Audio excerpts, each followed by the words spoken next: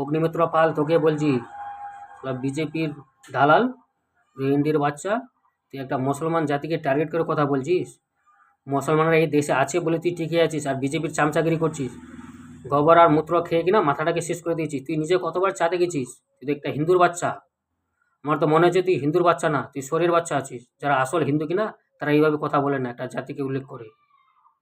তোর তো নিজের বাপের ঠিকানা নাই, তোর তো কটা বাপ আছে? রেন্ডির বাচ্চা।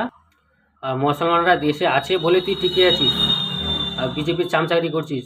আর মুসলমান আছে বলেই ভারতবর্ষ টিকে আছে মানচিত্রে, না কবে মানচিত্র থেকে এই দেশ উড়িয়ে দিত চীন।